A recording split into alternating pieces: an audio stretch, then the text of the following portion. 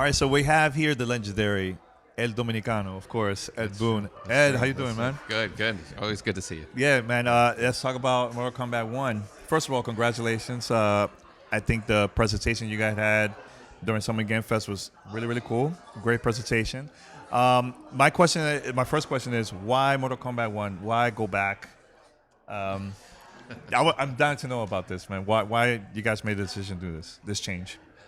The main reason that we're in Mortal Kombat 1 is, we're resetting the story, basically. Mm-hmm. And we really feel like the title Mortal Kombat 1 really kind of communicates that. It shows that 1 is always the beginning of something. And, Mortal Kombat 11 kind of reached this kind of apex of, Liu Kang's journey, going from a Shaolin monk all the way to, Fire God Liu Kang.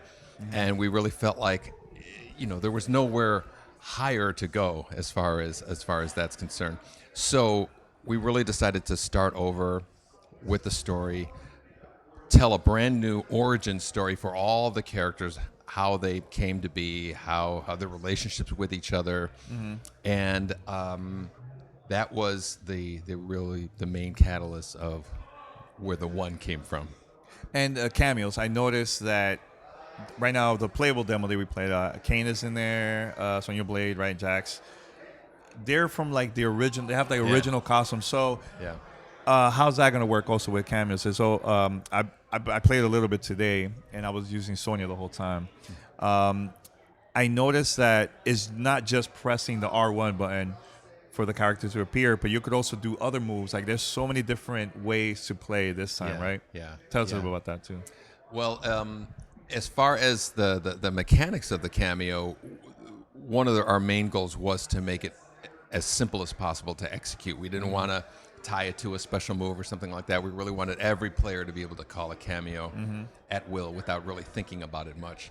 And as far as those old costumes that you were talking about, where they're in their original Mortal Kombat costumes, those cameo characters are more of like a novelty, like a nod back to the older Mortal Kombat games, and that'll be pretty consistent with how we do these characters. Mm-hmm.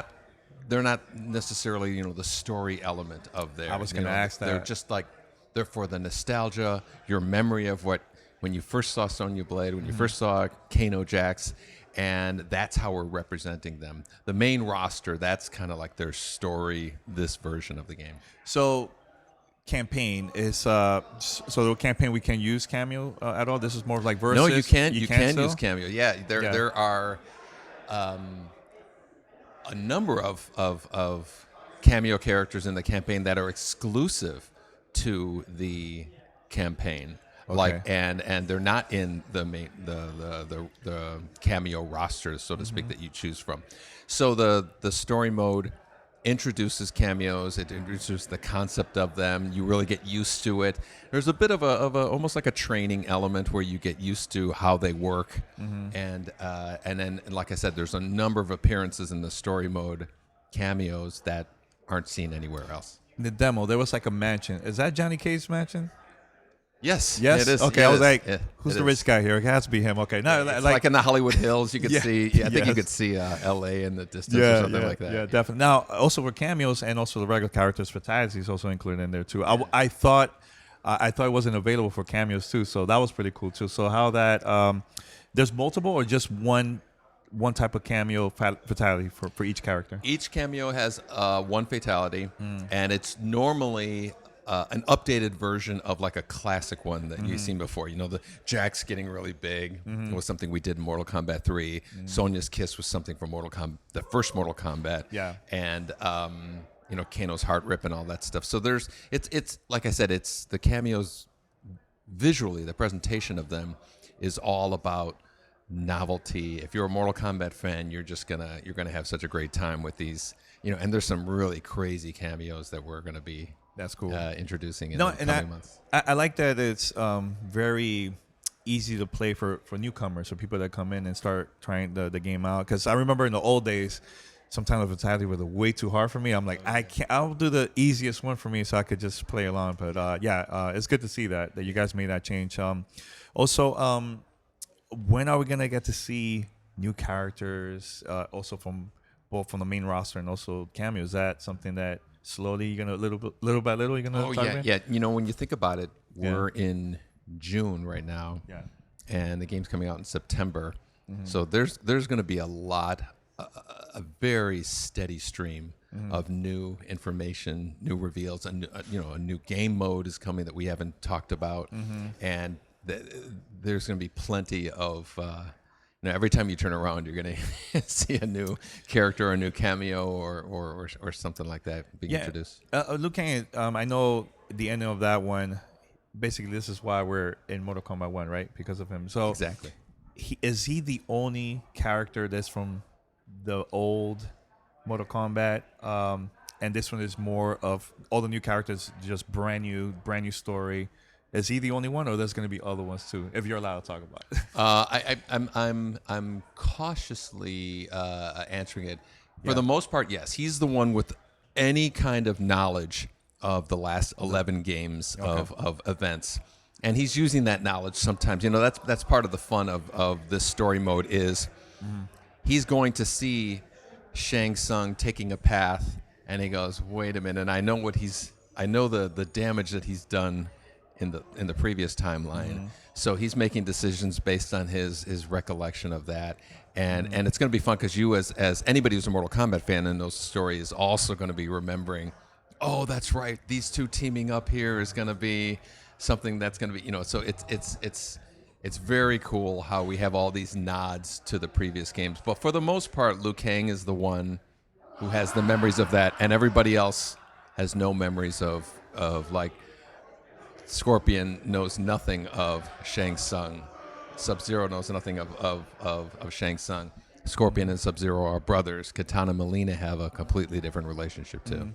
Now, for competitive players, what new things are they going to see for the hardcore fans with like game mechanics and stuff like that, especially for like tournaments? And Yeah, the biggest one I think that's going to make the biggest impact is the introduction of the cameo characters, matching them up. That's going to be part of the. Not only do you find your favorite character, but then you find your favorite matchup with the cameos as well. Or, if you know that Sonic Fox is playing Johnny Cage and Kano cameo, you're like, okay, I got to find a pair to counter that. And so that's going to be fun to see that. And then we've added some a little bit more nuanced things, like you can do combos in the air.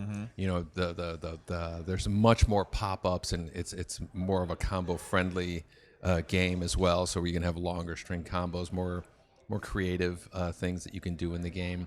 So we have this up block new mechanic that's in there, so those players are really going to take that apart, and in addition to the cameos, are really going to come up with it's going to play completely different from MK11. Yeah, I could definitely see the combination of so many different ways to play now because of that. So that's really cool. Now, I know when you're on stage, you're talking about that Van Damme is also finally is going to be in the game. So for those that don't know, he was originally, you guys were trying to get him for the first game, right? Yeah, and the very first game we wanted to call Van Damme, the video game. Yeah, right? That never happened. Yeah.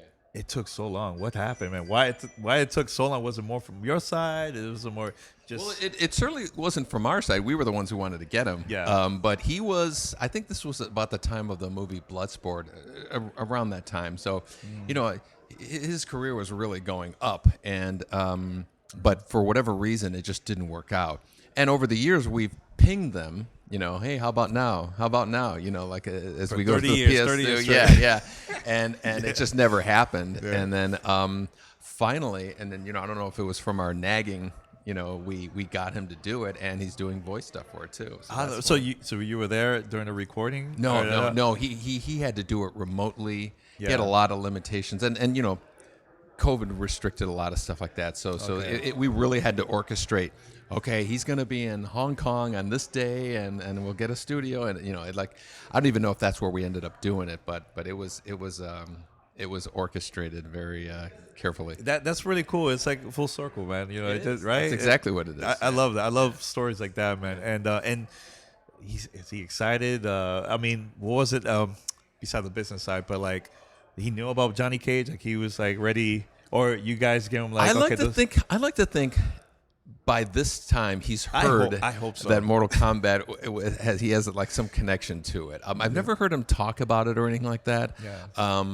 But I'd like to think that he, remembers it and is like, okay, let's make it happen, kind of thing. Look at that. So Van Damme used to be Guile for Street Fighter, the movie. That's right. That's right. And now Some this people one's- don't. Yeah, he's played Guile and Johnny Cage. Yeah, awesome. But no, Ed, I just want to say congrats once again. Thank you for the opportunity, and I can't wait for the game officially comes out later this year, right? September what? Yeah, 19th, I think. 19th. It is. Yeah. There you go, guys. All right, thanks, man. Yeah.